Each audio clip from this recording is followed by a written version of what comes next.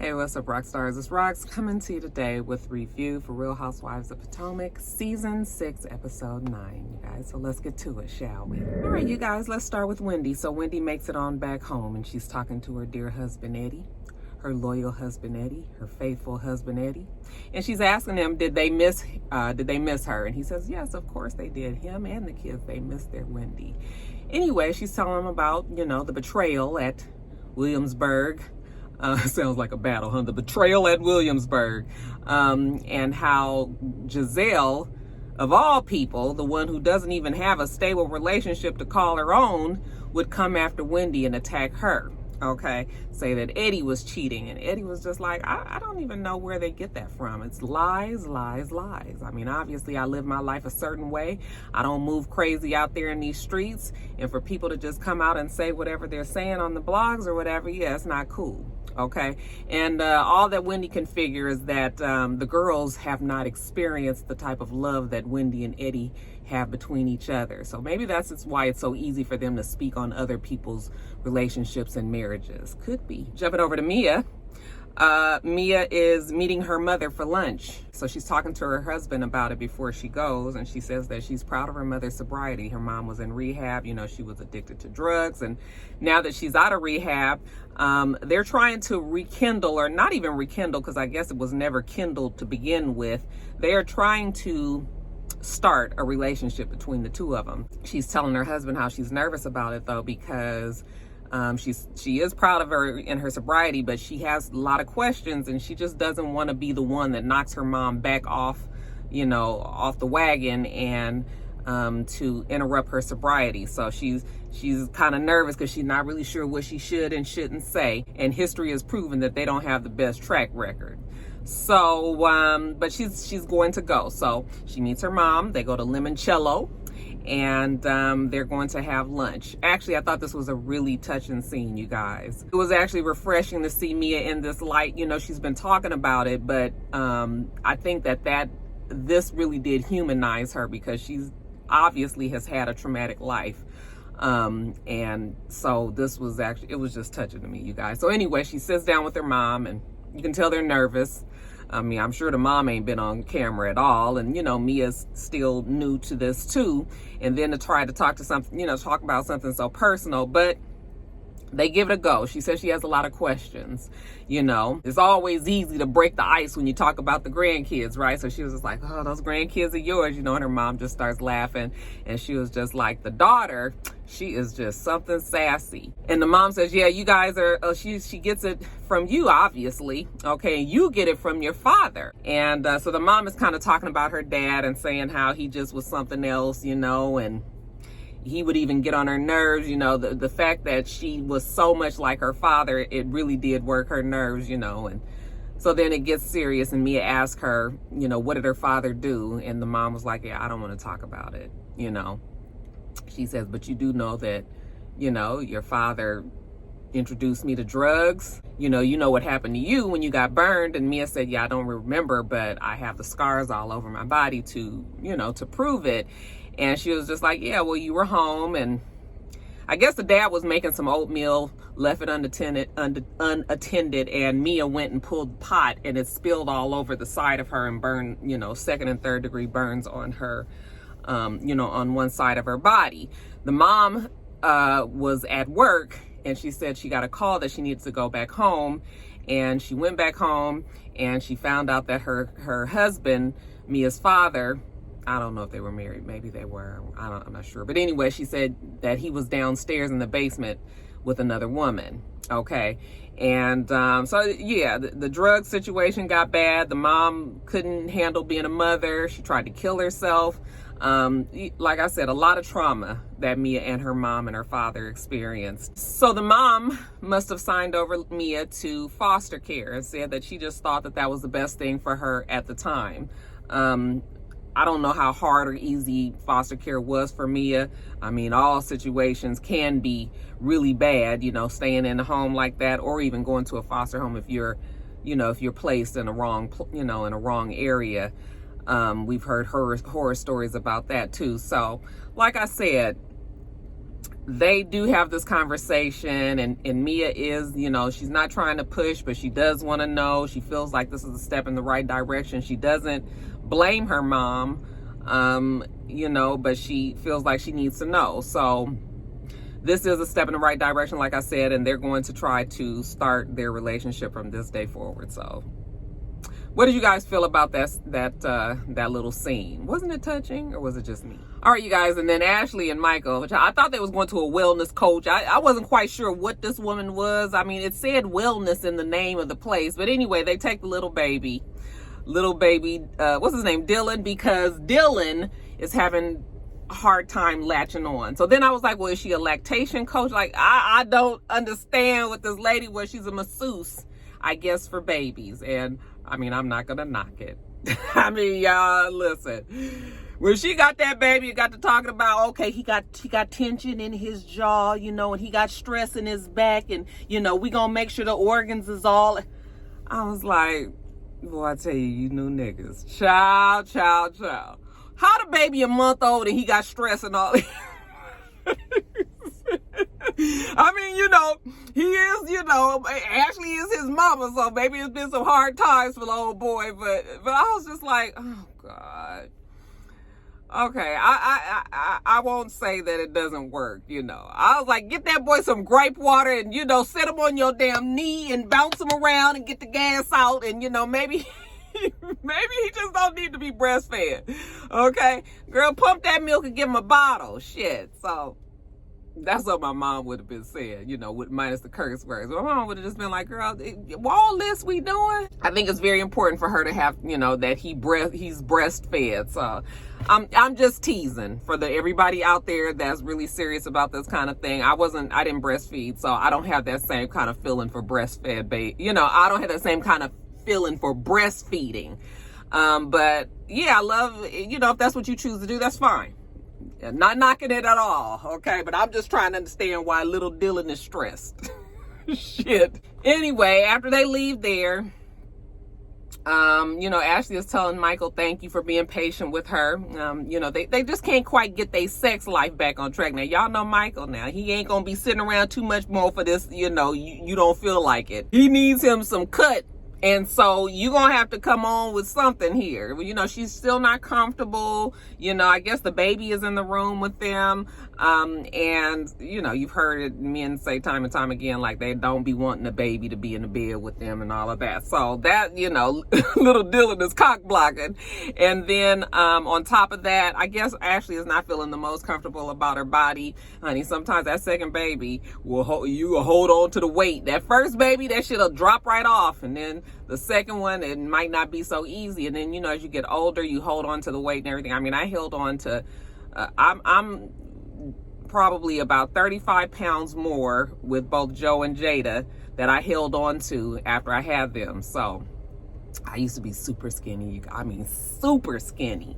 I was 128 pounds when I got married, and I held on to 10 pounds with them each, and then I just gained another 10 pounds, or really about 15 pounds after that. So, but, you know, she doesn't look bad, you know, and Michael says you coming on along real good. You know, you getting back down to your little body and everything, you know, and Michael just wants to have some sex. So whatever way you got to get to that point, then, you know, let's make it happen. Because, like I said, Michael ain't going to be sitting around too much longer, child. We're going to get a video of him in somebody's hotel. Without Ashley. Then we see our girl Karen. She's talking to Uncle Jessup. You already know that I have the 1-1. But I'm talking about the second one. You need two? Yes, of course she needs two. This is the grande dame, Karen Huger. Of course she's going to have two at her wedding. One at the wedding and one at the reception. So then we see Karen. She's going to go look at her second dress. The vow renewal is in less than 2 months. I've already got the venue, and I've already overdone it with the budget with the first dress. And evidently, the first dress that she's going to be wearing is pretty restrictive. So she needs something that she can move around in, you know, possibly dance at her reception. So she's at this place, and she's going to be picking out her second dress. And she's got some friends there, not really sure who they were. She didn't really introduce them or anything, but I'm assuming these are friends of hers, maybe in the wedding or just close friends of hers that she thought would be fun to have them come there. Then she also invited Wendy. supporting her new friend Karen.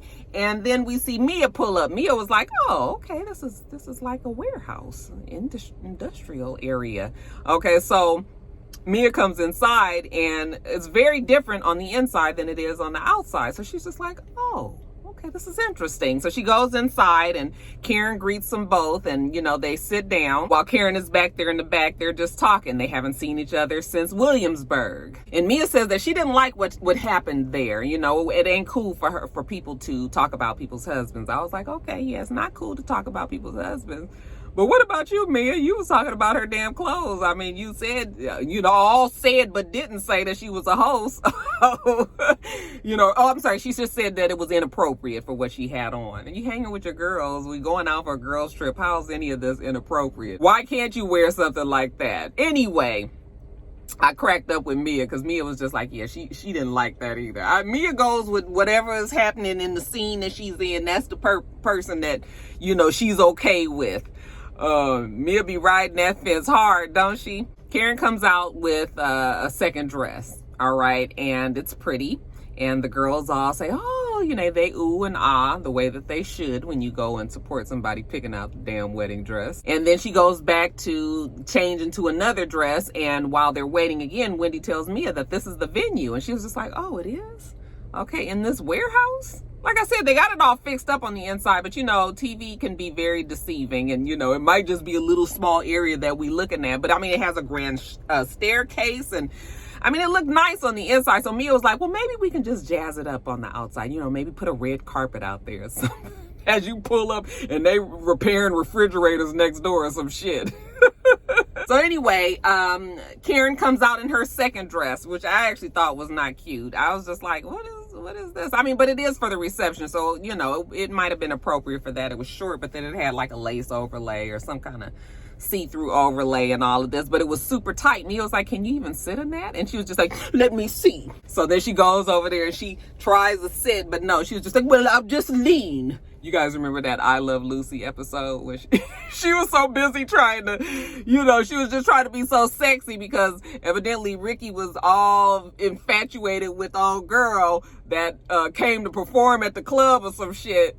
No, she was a wife of one of the guys and she was super sexy and all of that. And so, honey, Lucy went and got her this tight ass dress and she couldn't even sit down. They had to put her in the damn sunroof in the limousine and she had to stand up all the way. Yo, I'm telling you, if y'all don't watch I Love Lucy, you is missing out on a whole lot of hilarity in your life. I'm telling you, it's classic. While Karen is over there leaning, you know, they're talking about this invitation that Mia got. Mia said that she got an invitation for Robyn's birthday from Giselle, and she realized that neither Karen or Wendy's name was on there. Wendy was like, well, I mean, I haven't talked to Giselle since the Williamsburg trip. I wouldn't expect to be on there. And Karen was like, yeah, she wouldn't expect to be invited either. You know, it's obvious that Giselle is feeling some shame and pain. And Karen wants her to apologize to her for using the word death when it came to her husband. You know, as long as Giselle can do that, then you know what? They can probably move on. Well, Karen, you gonna keep on with this using death and saying that she was wishing death on Uncle Jessup. I keep on saying that that's a figure of speech, and she did not wish death on Uncle Jessup. I mean, if that was the case, then I guess we couldn't say, Uncle Jessup was scared to death. Uncle Jessup had the death grip on that mug. That's going to be the death of Uncle Jessup. I mean, when you say those kind of comments as well, are we wishing death on Uncle Jessup? No. Okay, so I just really don't see why Karen is taking it this far. But like I said, she's using it to make sure that she can stay mad at Giselle the same way that Giselle is trying to stay mad at her. I mean, shit, Karen has way more reasons to be mad at Giselle. For her to be harping on this one issue is just beyond me. But I guess they done ran out of reasons to be mad, so we're just gonna keep on with this one. So you know what? They not studying Giselle's party. Karen is in too good of a mood. She's about to remarry the man of her dreams. All right, you guys, so next we see Robyn going over to Giselle's house because they are going to be recording their podcast, Reasonably Shady. Okay. And evidently, the podcast was to play originally, but now it's gotten serious because they actually have a deal with iHeartRadio. So yeah, we got to do this. So Robyn goes over there and they're going to discuss today on the podcast relationships, and more specifically cheating in relationships. Okay. So, yeah, Giselle, she has some stats, and she says that she looked up some things, and they say that 20% of men cheat.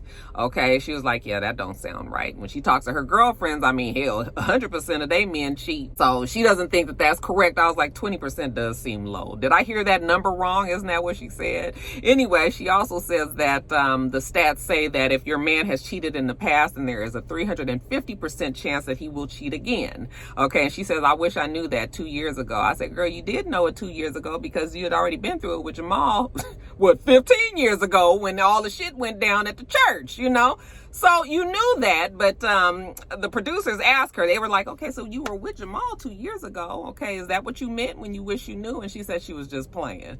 But girl, you was just trying to be cute. Yeah, you knew because Jamal already had it in him. Anyway, while they're having this conversation, Robyn is talking about her relationship with Juan and how, she's never really expressed this to anybody, but, Juan and her when they were married and there was some cheating and, it was nothing surprising to me, but it was hard for her, and she was upset and it made her cry. And then she had to just kind of pull up her bootstraps and was like, oh, hell no, Robyn, you ain't gonna never let another man make you cry. Okay. So she hardened herself up and now she don't put up with that shit from Juan. Okay. Do you guys believe that? I know there's a lot of rumors out there that Juan has cheated in the past, and I'm talking about recently since they've been on this show. Of course, I don't know if that's true or false, but funny enough, right before I was about to do this video, I just saw that Brittany was going on to live video because she's driving down to New Orleans, and I just jumped in for a second because I was setting up to do this video, and somebody was talking about Juan supposedly was having an affair with some woman from some basketball team. Now, of course, I don't know if that's true or not, but there's always been whispers about Juan doing something out there. Nobody has surfaced, and we don't have any proof, you guys, but it's always some little talk. But that's, that also happens to all the men on all the reality shows. So there's really nothing you don't know that for sure. But yeah, somebody did mention that in her comments on her live. So I don't know. But anyway, she's telling Giselle that, and Giselle's like, you never told me that. Okay. Yeah, well, girl, you don't always know everything. Anyway, Giselle says, well, you know what's crazy? I had a girlfriend who, there was rumors that there was some cheating going on, and I just kind of checked in on her to see if she was okay. And she thought that I was being shady. Okay, I said, well, would you be talking about Wendy, Giselle? All right. Would you guys consider Wendy and Giselle being friends? I mean, they was acquaintances. I don't feel like they hung out. I think Wendy is learning the hard way that Giselle is not really loyal to anybody on the show. And the way that Wendy had Giselle's back last season when she was coming for Monique so tough. Now Wendy is getting the other side of that coin. She's seeing how Giselle can be. Okay. And really take no prisoners. She's whoever she got to get to can get it. So I don't know if I would consider them friends or not, but yeah, Giselle is just like, she's always just like, I don't really know what the problem is, Like I said, that Giselle is hilarious. And speaking of Robyn, you guys, we see Robyn in the townhome with one of the boys. She's talking to little Carter. And she's telling Carter how, how mommy, has a hard time getting up in the mornings. I get you guys up for school, and then I get right back into bed, and I might stay in the bed until school is out. And Carter is just sort of like, yeah. And she was like, well, I don't think that that's normal. And, so she just she needs to talk to somebody so that she can get a little help, not a counselor, just like somebody that's a life coach. I said, Robyn, girl, I'm gonna need you to get you some friends, because why are you telling Carter this? This boy, first of all, don't need to know all of these things about his mother, okay? Secondly, it's just like he probably don't really even understand what you're talking about. So, girl, why are you putting this on this boy? Somebody out there be Robyn's friend other than Giselle. So Robyn gets on the phone and she makes a call to this life coach. I guess she's trying to set up some life coach session. So the person is asking her all these questions, and the lady says, well, you know, there's a difference between somebody that just needs some coaching and somebody that might really be depressed, you know, somebody that is sad, somebody is unhappy, you know, that they can't go on with life, you know. She's telling her all of the symptoms of somebody that's like actually depressed, and Robyn was just like, yeah, I don't really think that I'm depressed. I don't think I need anything like that. I just need some coaching on some direction because I'm actually happy in my life. But I was just like, is she really happy in her life? Because when you stay in the bed and you sleeping a lot and all of that, that's usually a clear sign of depression. Okay, it could be, it doesn't have to be like clinical depression, but it could be like, you know, like she said, seasonal depression, or it could be situational depression, just something that you're going through at that time.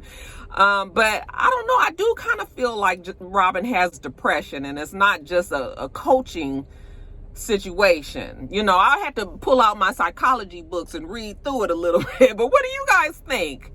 Does Robyn sound like somebody that's actually happy with her life right now? Now, next we see Candiace.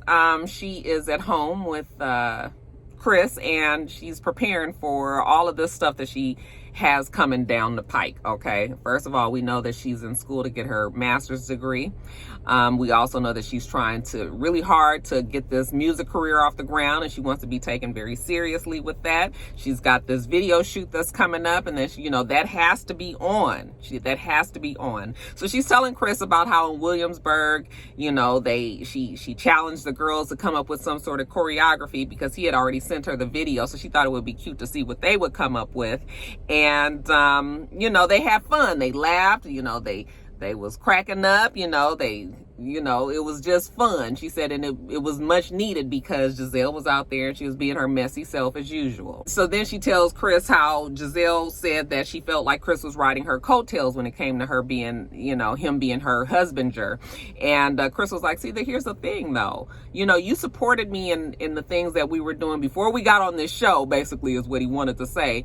And he had his restaurant. Candiace was helping him out there, working out, you know, working with the staff, you know, because he wasn't fully staffed. If she was a hostess, she might have been a waitress, she might have been back there doing whatever she had to do in the kitchen. Like, she was helping, you know. He was like, you helped me, so now this is my opportunity to be able to help you, and people just don't always realize that. Candiace was like, well, you know, Giselle, everybody knows that Giselle has been scorned in the past, so yeah, that's the reason why she's the way that she is. But she's just like, girl, worry about your damn self. Then she mentions Ashley's messiness, now how she came to Williamsburg just for the day, and how she just really completely just threw everybody into some sort of tizzy. And Chris was like, well, I mean, maybe she was coming from a good place when she did what she did. And Candiace was like, absolutely not, because the bitch came in there and she said all that shit to Wendy, and then she went into the kitchen to get her milk, and I followed her in there, and she just kind of had this look on her face like, well, that wasn't exactly how I expected things to turn out, you know. And she was like, and she was just kind of pleased with herself for what she did. She was gleeful the way that she you know, upset Wendy. And she was just like, and honey, let me tell you, forehead ain't changed. She's still messy. I said, not forehead. So later on, she and Chris go out to eat. And they're talking about the music video shoot that's coming up. Now, Chris explains to her that he is not going to be able to be there because he's got something scheduled. You know, he has his online classes and all the other things that he's doing as well. So he's not going to be there. But of course, as the husbander, he's got it set up in place, all the people that's going to be there to help her to make sure everything goes smoothly. And Candiace feels some kind of way about him not being there. She was just like, all of the things that I've done in the past, like on that day, you're not there. So we get a flashback of when she was acting on the movie, and we get a flashback when she was in the studio, and Chris wasn't there both times. Okay. So now this music video, which she's expressed quite a few times that she's nervous about, and there's a lot riding on it. I don't think it's too much for Candiace to ask for Chris to be there. Out of all the days in the world for you to schedule a class or whatever it else is that you have to do, why would you schedule it on the day that you know this girl is having this video shoot? So he says he's only going to miss one day. I guess it's going to be multiple days, but she still wants him to be there. Okay. And so then he turns it around on her and says that, you know, oh, he always got to drop everything for Candiace, and that she's just being her natural spoiled self. But I really didn't see it that way. Candiace can be spoiled, but I don't think that she was being spoiled in this instance. Nigga, is you going to be the fucking manager or not? Can you be there or not? I don't care about the behind the scenes and the things that you do. The day that I need you, I'm going to need you to be there. And like I said, Candiace has expressed it enough that she's nervous about this. She wants it to really go well, and that, no. So I'm always like, oh, Candiace, she's being a spoiled brat and all this, but that was not the case this time. Chris was tripping. I don't know if he was feeling some kind of way because of the Giselle comment, the fact that she said that he was riding his coattails, so now he feels like he got to go and make sure that he has something else to do besides, running behind Candiace. But that's a choice that you made as a husbander. So either do the job or not, okay? If you're going to be it, then be it 100%. Be at the fucking photo shoots when the girl wants you to be there. So he actually gets up this time and walks out on her, and I was just like, oh. And she was just like, damn, I got to pay the bill and everything. So she goes and gets in the car, and, he's still trying to make her feel like she was the one that was tripping. But I don't know, you guys. Do you guys feel like Candiace was tripping? Do you feel like it's too much to ask their manager to be at a place for something that's so important to them? I don't think that she was asking for too much, so I was on Candiace's side this time. Imagine that. Okay, and then lastly, you guys, this birthday party for Robyn. So, of course, Giselle is the one that's throwing it, and it's at some really swank, cute little place. Everybody's all dressed up cute. The girls show up. Well, first we have Mia. Okay, Mia comes, and then Ashley comes, and then Escala comes, and then Candiace comes. Ashley is still a little bit thick.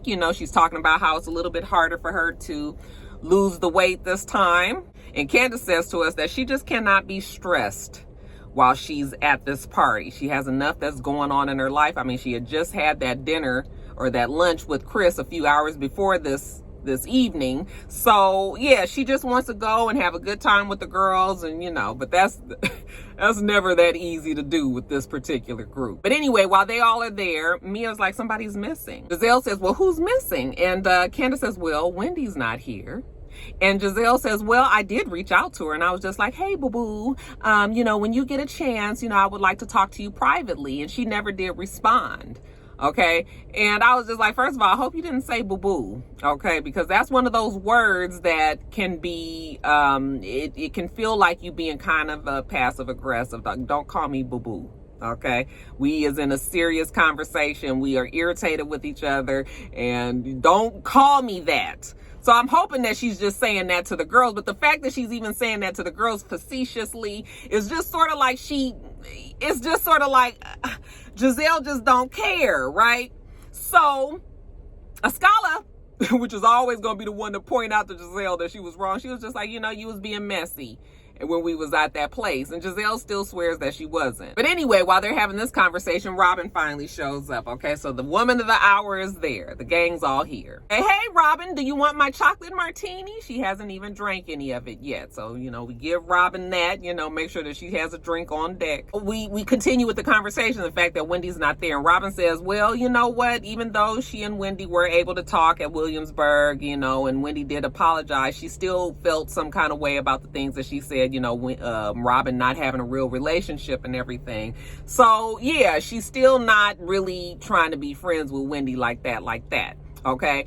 I thought that it was ironic that, outside of Real Housewives of Potomac, we see there's been an interview going around with Wendy on the Jasmine Report, where she says that she actually found out the information about Eddie supposedly cheating on, and that it being on this blog, from Robyn. Robyn actually was the person that texted her. Now, this is off the show, right?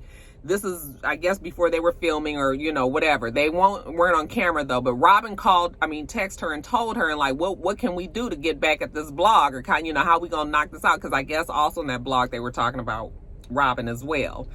So even though they did not express that on the show, now you can kind of understand why Wendy was talking to Robyn the way that she was, even though we didn't know that Robyn was the one that told Wendy. Wendy knew that Robyn told her, and so did Robyn. And for Robyn to keep on saying, well, where did you hear that? Who told you that? Who told you that? It's like, bitch, are you really saying this to me? And you know exactly where I got it from. Okay, I'm trying to keep that shit under wraps. Okay, I guess it wasn't really in the story arc, but now it kind of makes more sense why Wendy kind of came for Robyn the way that she did.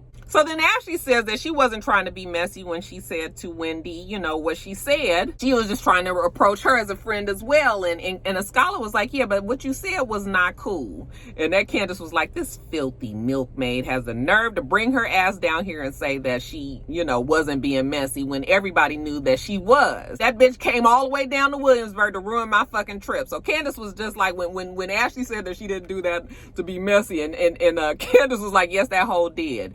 And she said, did you call me a hoe? And she said, yes, I sure did. And she was just like, you called me a hoe? And she said, you brought your wide-bodied ass down to Williamsburg.